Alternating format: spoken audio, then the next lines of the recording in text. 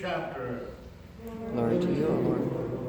Jesus said, "In those days after that suffering, the sun will be darkened, and the moon will not give its light, and the stars will be falling from heaven, and the powers in the heavens will be shaken. Then they will see the Son of Man coming in clouds with great power and glory. Then he will send out the angels and gather his elect from the four winds, from the ends of the earth to the ends of heaven. From the fig tree, learn its lesson. As soon as its branch becomes tender and puts forth its leaves, you know that summer is near. So also, when you see these things taking place, you know that he is near, at the very gates. Truly I tell you, this generation will not pass away until all these things have taken place. Heaven and earth will pass away, but my words will not pass away. But about that day or hour no one knows, neither the angels in heaven nor the Son, but only the Father. Beware, keep alert, for you do not know when the time will come. It is like a man going on a journey, when he leaves home and puts his slaves in charge, each with his work, and commands the doorkeeper to be on watch. Therefore keep awake, for you do not know when the master of the house will come, in the evening or at midnight, or at cockcrow or at dawn, or else he may find you asleep when he comes suddenly. And what I say to you, I say to all, keep awake. The gospel of the Lord. Praise to you, O Christ.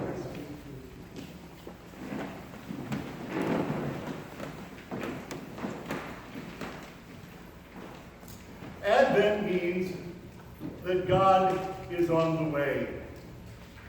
Advent means that Jesus is coming. Coming to a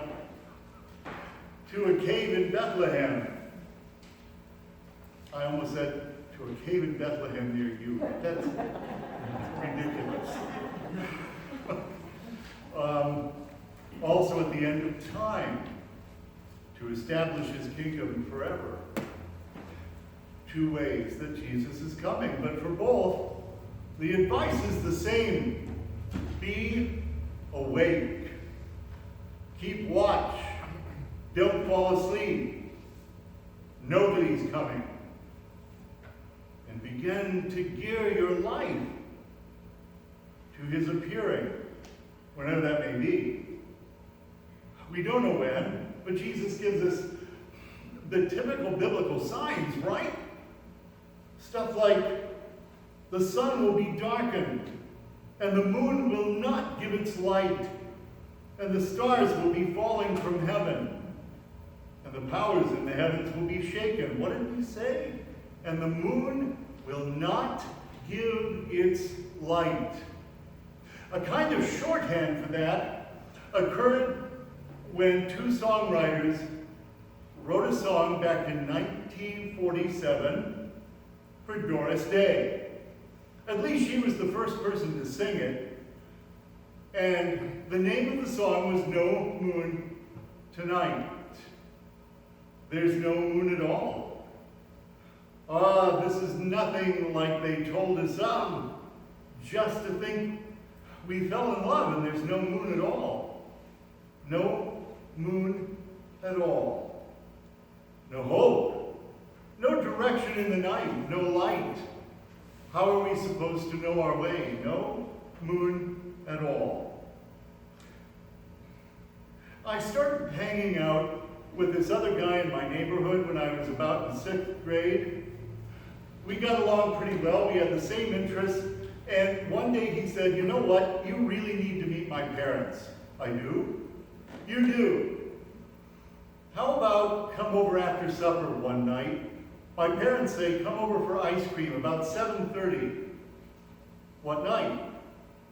And we agreed, and I ate dinner that night and told my parents where I was going, and I showed up on the dot at 7:30.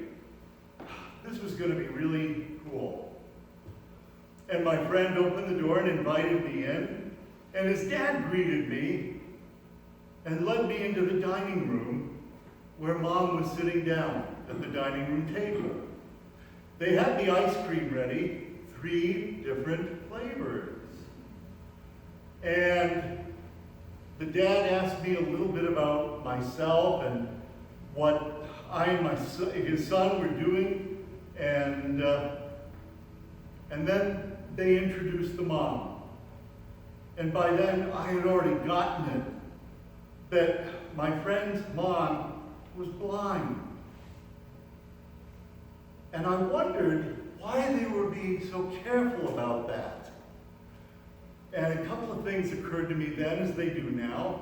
Maybe they didn't want anybody to misunderstand. Maybe they didn't want anybody to stay away because she was different.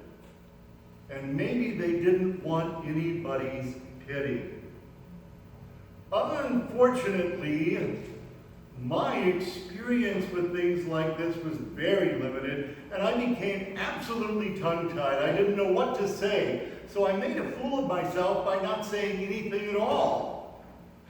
And pretty soon, it was obvious that it was time for me to go home. I felt terrible. I didn't see my friend very often after that, and I was never invited over for ice cream again, although I wished I could be. Because that night, there was no moon at all. They knew how to stay awake. They knew how to work that door into their homes and into their hearts. And if Jesus wasn't coming that night, maybe somebody else would, that would speak to them of the presence of Christ. And so they opened their door to me. But unfortunately, the sign was that there was no moon at all. Nothing shining, nothing lighting the way for me. What a missed opportunity that was. But there are so many. We know what they are. The missed opportunity that comes with a year of quarantine, and maybe stricter measures to come, and how are we supposed to maintain or even have any new relationships in those circumstances? Who is going to keep watch? Who's going to open the door? There's been no mood at all for us. And when we talk politics, there's nothing but arguing and defensiveness, and the best we can hope for is, oh, I better not talk about this, even though it's going on all around me. And there's just no way to get through this stuff because we seem to be at each other's throats. And there's no moon at all. And what are we going to do? When I was in seminary, I took a job in a department store in downtown St. Paul, Minnesota. My professor said that I should be home studying Greek. They were right.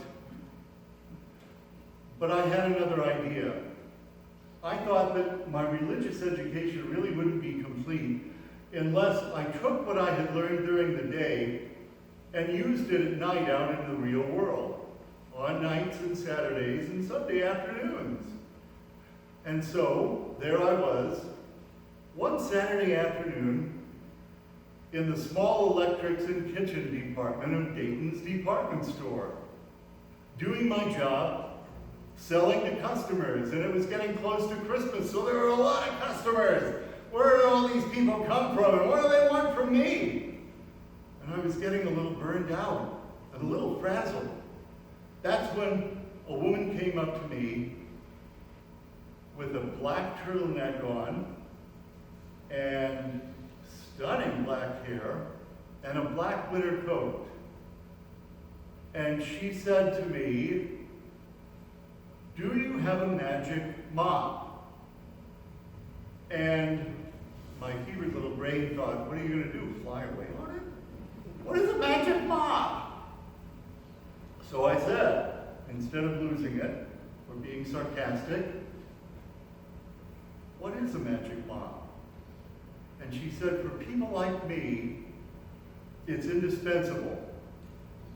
It has fiberglass coming out of the end, and if you swish the handle in a pan that you just used to make a meal, it gathers up all of the grease, and then you just rinse it down the sink. And I said, so tell me about people like you.